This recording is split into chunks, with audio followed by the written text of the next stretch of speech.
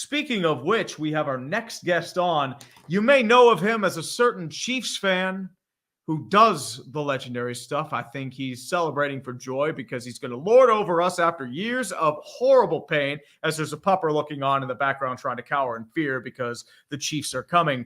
Cole from How About Them Chiefs. Sir, how you doing today? What's up, man? Doing good, brother. Can you hear me? Yes, sir. I can absolutely hear you. Five's just having himself a burger right now, so we'll be on in a couple minutes. How you been, dude? Oh, man. Dude, been good. Just enjoying the whirlwind. It's been fun. Especially with the title defense. I know you've come off a Super Bowl win. You had this huge question starting the year. How's this playoff run been for you, especially with the questions you had at wide receiver and just seeing that team really come together at the last moment? How's that been for you? I think I was less confident that the Chiefs would be back in the Super Bowl this year, if you're going to compare it to last year. Like, I was feeling pretty good last year. Just looking at the road that they had to go, the path that they, the teams that they had to get through. I mean, Miami at home, but then the Bills on the road and the Ravens on the road. I was definitely less confident. Like mid-season, especially, or near the end of the season, the Chiefs at one point lost 4 of 6 games at one point, or it was 5 of 7. So this has been pretty sweet. It's just very different. It's the best defense of the Mahomes era and the most lackluster at times offense of the Mahomes era. So it's been different just watching the defense step up time and time again. Especially with that pass defense, it's been very solid. My main concern there is your run defense. Charles Omenihu is going to be out with a torn ACL, and I think that's a blow for the pass rush, even with Chris Jones and also with George Karlaftis. I think there's some upside. How do you think the Chiefs defense manages to stop guys like Christian McCaffrey, Elijah Mitchell, and Deebo Samuel in that running game, especially since your run game's been relatively mid-tier and they were gashed against Miami and Buffalo in the playoffs? Yeah, and then there's Derek Nottie as well. He's kind of an under-the-radar guy that he messed up his tricep, and he's out too. I didn't know he's out. He's out. I think if I remember right, I think they moved him onto IR. It was kind of an underrated or just an under-the-radar move. But, Omenihu hurts. I think you're just going to have to treat CMC like you just got to just focus on him. You can't take your eyes on him or off of him, whether it's in the pass game, the run game. The run defense is a concern. It's weird though. Like, there's been teams where I'm like, oh, they're going to run all over the Chiefs, and they don't. The Ravens were a weird example. I don't know if it's because they were playing from behind. Running plays. That's the weird thing. Yeah, even when they were relatively even, I feel like they didn't neglected their running game.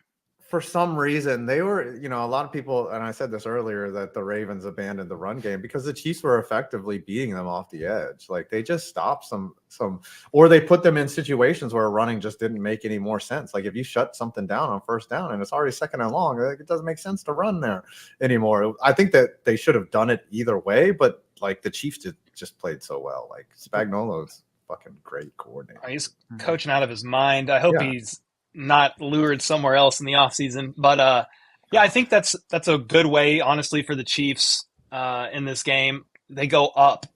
If they can go up and force these teams like they did with the Ravens, they do that with the Niners, force them to play from behind. Like, I think that's where the defense does even a little bit better. It becomes a little bit more predictable, at least when they're going to step back to pass. Now, I don't think they're going to get away from pounding the rock with CMC unless they are down 14 plus. But if the Chiefs can somehow manage that makes it much more easy in comparison to if the game was 3 points, they could run anytime, could pass. Like, it's a little bit more convoluted in my opinion. So if the Chiefs can get up early, that's where I think the defense can start to shine a little bit. It's kind of wild that the team is composed this way as opposed to, 3-4 years ago when it was all off. So it's different. Like, well, you didn't. Yeah. Like, if we fall behind, don't worry. Like, we're fine. We'll put up all the points. It's just amazing how it's an attribution to Andy Reid and how well he can coach. He can coach on both sides of the ball. He's a beast for sure. I think the thing too, I was mentioning as well, I lost my question. You mentioned that if the Chiefs would be better playing ahead, the main concern there is that the 49ers came back from the Packers and the Lions from behind. What lessons do you think they can learn from those teams falling apart that the Chiefs can try and avoid? If they are, yeah. I mean, what the Chiefs offense honestly can't do if they want to win this game is not do what they did offensively in the second half against the Ravens. I think it was 0 points. Yeah, so they scored 0 points. So you can't do that. Now, that game was weird because I feel like the Chiefs were comfortably ahead enough that they knew, and Mahomes talked about it, and Andy Reid. Mahomes kind of turned into intentionally a game manager at the end of that game, second half. Like he took a sack. He wasn't forcing throws. Basically, if they, in their head, if they could just not turn the ball over and punt it and force the Ravens to drive the field, they felt confident with the defense holding up more times than not. Against the 49ers, yeah, just with how good they've been in the second half. I mean, what was it? Was it 24-7 at halftime in the NFC Championship game? They were down, and they're not real. I mean, they're not known as a come from behind team. Exactly. That's weird for Kyle Shanahan. He's like, we're 1-31 or something like that. We're not used to this. Yeah. I will say this: unlike the Lions, the Chiefs are not ashamed or embarrassed to settle for 3 points. Harrison Butker has been the team's MVP this year, so they won't be afraid to kick field goals, but they obviously need touchdowns. But in the second half, man, that's the biggest thing. The offense has to continue putting it together. Against the Ravens, their script, the first 15, 20 plays that are scripted, that's when they drove down and scored, I think, back-to-back touchdowns. So they've got to be able to operate outside of the script, and just adjust accordingly on the offensive side of the ball. Jerick McKinnon, the third down back for the Chiefs, is slated to potentially return. He's slated to potentially return from IR. That'll help. Sneaky stat, Jerick McKinnon. He had the third most receiving touchdowns on the Chiefs this year. Rashee Rice had 7, Kelsey had 5, McKinnon had 4. For what it's worth, the offense has struggled this season, but if they could get him back, I think that adds to the Chiefs' ability to score or just present another problem in the red zone with Jerick McKinnon. Definitely. I would say, I know, the hot spot has been Kadarius Toney. I know, especially with somebody, the Instagram comments, the drop passes. There's a rumor he might play in the Super Bowl. Do you think he has an impact in special teams or in the receiving game if he does play? Yeah, if he plays, I would be pretty surprised if he was used much. I think Richie James has been solid as a returner this year. I don't know why, after Tony has missed 6 games, you want to mess with that, even though he had the longest punt return in Super Bowl history last year. We kind of know that story. It was awesome. And in my opinion, even if the Chiefs moved on from him in the offseason, I think the trade was worth it to help them get that ring last year. But if Tony plays, I would really think it's limited behind the line of scrimmage, jet sweeps, quick passes. Yeah. Please don't throw a shallow crosser to this man because for whatever reason, he likes to bobble those ones up. He did say last night at the media night, he believes he's a wide receiver 1 if he gets the ball. The question was kind of baited, but he basically said, if you put the ball in my hands, I believe I'm dangerous. And I agree. And that's why the Chiefs might risk it a little bit. I just feel like his athleticism and what he could do with the ball in his hands might be too tempting to not at least try some things with him. I'm just nervous because he hasn't played in 6 weeks. He hasn't played in an NFL game in 6 weeks. The last time he played, shallow crosser, Patriots intercepted it in the fourth quarter. Didn't matter. It was kind of over then, but still, I'm nervous a little bit myself. Yeah, it probably depends on what he gives you at practice, right? If he looks like an NFL competent player, and then, but also at the same time, it's you don't want to go too hard at practice. So what are you going to know? It's going to be probably one of those game time things where you're all right, if he runs a really crisp route, okay, maybe Patrick. It's all going to come down to Patrick Mahomes, whether you trust him or not. I mean, that's one thing that Mahomes, where he's been let down this year, was MVS dropping big balls. I said big balls. You gotta have the big balls, dude. Mm-hmm. He showed up in the postseason a little bit talking about MVS. So if he wants to do that again, I'll take it. If he wants to, I tell you, the Chiefs are not where they are without MVS for sure. He's been. I mean, if you want to say, Patrick Mahomes obviously distributing, but MVS without his big catches, this team is nowhere. And that's the thing that he didn't give you during many times in the regular season, but now he's giving it to you. So It ought to be. It's going to be a good game, man. It's going to be good. Mm-hmm. Not for you. I don't know. How are you as a watcher, Cole? Like, are you a nervous watcher, or are you just like, whatever? Like, I don't know. I'm so neurotic. Sometimes I can't even watch. It's bad. Well, what helps me is I do live stream and react like a play-by-play to each game. That actually helps me because it forces me to like focus and kind of put some of my emotion aside. Like, don't get me wrong, I still flip out like the scoop and score in the Germany game off Tyreek. Like, I think I went red. I don't even remember what I said during that, but like You went it red? does help. Not just my beard, my entire face went red. Just from screaming. But yeah, I think it helps when I call the games. Like, I'm just kind of focused and a little less if I watch it, like before I used to call the games, when I used to watch it, dude, I would be pacing. I watch games alone. I don't go to Super Bowl parties. I don't go, like, I watch by myself. So it makes me nervous for sure. When I would watch hockey before we would react to the games, like, I would literally like sit this close and follow the puck. Like, like my ex-wife would be like, "What are you doing up there?" And like, I would just like, and when a score would happen, I remember one time, like, I ran out of my house. Like, I literally like went out into the backyard and was like, and then like ran back up to the TV. Like, that, I'm bad. Like, and Tree, we went to the Madison Square Garden. Yep. Like, I'm pretty annoying. Like, some people like I love to watch the game. You celebrated because you won a parlay, I think, or you won like an anytime score with Mika Zibanejad. Yes. Like, people, I love y'all in the chat, but you're like, oh, I'd love to go watch a game. You wouldn't. No, you would not. Like, I'm very annoying when it comes. Look, I was there on business. Me rooting for my team. That I'm just saying, I will talk a lot of shit. I was pretty annoying the last Chiefs game I went to. Yeah. I was pretty annoying. Yeah. What was the last Chiefs game you went to? Okay, actually, hold on a second. I went to 2 in the same year, and one was the Raiders game where they stomped on the logo pregame, and then the Chiefs blew them out like 45 to whatever. Yeah, that did not work out well. I had my shirt off at one point. I think I felt so bad for some Raiders fans next to me. I cash apped them $20 for beer. I just felt awful for them just in the moment. You're a good guy. Yeah. Just like, in the you moment. talked a little bit of shit, and then you were like, "Here, let me buy you a beer." Well, it got so bad. I knew they flew in, and I. Well, at the last Chiefs game I've been to, and that's why I'm not allowed to go to playoff games anymore. I've been to 3 playoff games for the Chiefs. They're 0-3. But the last one I went to was the Chiefs-Bengals AFC Championship game where the Chiefs lost by 3. That was the last game I've been to, and that was a sad one.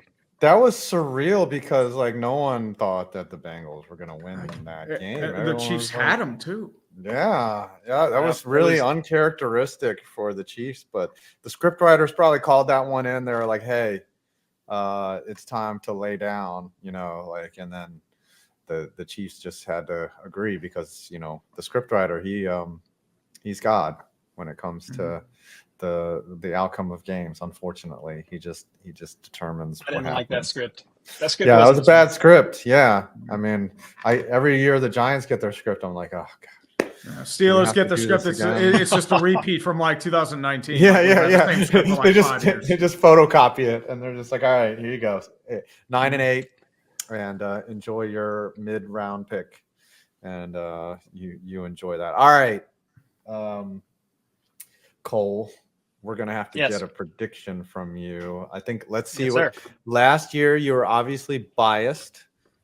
What's the receipt on here? Yes, you went with the Chiefs 30-24, which was what was the final score? 34-31? It was like 30. I think it was like 38-35. I think it was 35-38 or 38-35. Yeah, 38-35. They won by 1 or 3 there. Yeah. So you predicted correctly that it'd be kind of a high scoring game. You got the right team. I don't think anyone nailed it. Alan Nadeau had it, but he had the wrong team. Okay. Eagles win by 3. She got sports. She was the only one that predicted it absolutely 1,000% correctly. So you were probably she nailed it. She should have put money on that shit. But yeah, perfect score. Perfect score is like plus 1,500 or something like that. If you get a perfect score. Anyways, what are you gonna do? What are you going to say? Yeah, I've been back and forth on this. It's funny, at the beginning of the season, I think I predicted the Chiefs to go 13-4. I said I could see 12-5. But I think so. I said that at the beginning of the season, and then every week I say, well, I'm picking the Chiefs to win, and here's the score. So in the Super Bowl, I'm picking the Chiefs to win. I don't even know if they're favorited. I know a lot of people are still rolling with the Chiefs. I'm going to go 24-17. Wow. With a couple of caveats being, basically, the Chiefs defense has to play out of their mind. In the postseason so far, through 3 games, they've averaged like 13.5 points allowed per game right now. So that's absolutely incredible. The 49ers defense in 2 games has allowed about 26 points a game, I think, somewhere around there. So I am hinging my bets on the Chiefs offense getting over 20 points. But I'm saying 1-score game, 24-17, Chiefs win. But in these close games, and a team as good as basically a super team as good as the 49ers, if the Chiefs don't show up and execute, this could easily not go their way. But I am gonna go with Mahomes in Super Bowl number whatever that is, 4 or 5 for him, and gonna go with the Chiefs. Listen to you, you damn Chiefs fans! You were you were crying on your bathroom floor 5 years ago, like just completely upset. I can't live anymore. Now you're like, oh, what is this, the 4th or 5th Super Bowl for Patrick? I think it's the 4th in 5 years. Yeah, that's how things change, dude. I remember Kansas City used to be the underdog, like decades of failure. Glenn Elliott, Steve Bono, John Stennerwood shanking the field goal wide. Now it's like, Super Bowl. Yeah, it happens. Super Bowl. I'd run with it, dude. We're back, baby. All right. Here's the line. Yeah. The Niners are actually favored by 2, -2 on the Niners. Money line, the Niners are -30, 130. Chiefs are +110. These are all good bets if you like the Chiefs. And then over under is 47.5. I am scouting the under there. The under is very tempting. That is a juicy under right there. They are doing that just to get numbers. Yeah, I remember I said the last time I pounded the under was Patriots Steelers, and I lost that under in a half. And I'm like, oh god. Those odds makers, like I fucking hate them. Like there have been so many times where I'm on Prize Picks where I've either gotten the projection or below the projection by like a yard or 2. And I'm like, you guys, what type of number crunching are you doing that you're this close? Now, sometimes they're not even close, but other times where I'm like, wow, how did you get it so freaking close? You guys are assholes. Like, I don't know. Are you with Underdog or yes, sir. Yeah. Okay. So Underdog. I mean, yeah, the fun part about it is they give you like a promotion, like you can just mess around, and you still get angry if you don't win. Like you're just like, what? Anyways, you got anything you want to promote? I know you're part of the Bench Warmer family. Where can everyone find you on the internet and buy our coffee? If you're not going to donate to charity, buy our freaking coffee. Well, dude, I'd rather donate to charity than buy the coffee. I mean, the coffee's good. I mean, if you buy the coffee, you're donating to the charity of feeding this dog and putting 2 kids through college. That's about it. It's funny. I don't have my bag just handy like that, but yeah. HBTC blend. It's a nice smooth medium roast. I get that sent every month to my house, obviously, and then yours, 5. Yes, I like a good light roast too. Mine is the best. I can pour over. Yes. Pour over Central over here for me, but get both, and then you can get some HBTC coffee. Really, if anybody is watching wants to just spite Brandon Perna, just buy the Chiefs bag of coffee. Just to spite him a little bit. It's all in good fun with him, but that's always fun. Yeah, I mean, you can find me wherever. How about those Chiefs? We just crossed 200,000 yesterday. So it's really cool on the channel. So we're climbing slowly. Once I hit 100K, and I was like, that's cool. I don't know what the final number would be. So 200 didn't really hit like 100 in my you forget that like how hard 100K was, and then when you get to the next one, you're like, well, I don't know. There's like a mental thing that changes when you hit 100K though, because you're like, all right, I'm here. I'm kind of legit. Yeah, 500 to 600's been a good bit of a climb for me. It's been a couple years. Dude, it's been tough for me to get to. Oh, dude, I started decently. Now. I'd like climb, and then stall. But then everyone look at Brandon now. Like he he grinded for years, logged along, yeah. And then he's blowing up this year. And like, what are you doing different? He's like, absolutely nothing. Absolutely. That's nothing. you too, man. Mm-hmm. It helped with the Broncos doing horrible. He made like his misery. He was able to flip that and grew unpredictably through their pain. But simply Days of Our Steelers phenomenon, same thing. Yeah. All right, cool. Everybody. Oh yeah. I was gonna say everybody's kind of telling me. Everybody's just telling me, "Hey, enjoy it while the Chiefs are doing good." So I'm just riding the wave. I'm sure it'll plateau. When they're bad, you got to cash in when they're bad. But I don't think that's going to happen anytime soon. But we love you. Thanks for stopping by. Thanks for your time, guys. Appreciate you guys. Good luck on Sunday. All right, yes, sir. Take care. See ya. Enjoy, brother. All right, Cole was here. Sir. Thank you. We got his prediction in. He's gonna linger I'm gonna around a little bit awkwardly. He's like Louis C.K. There we go.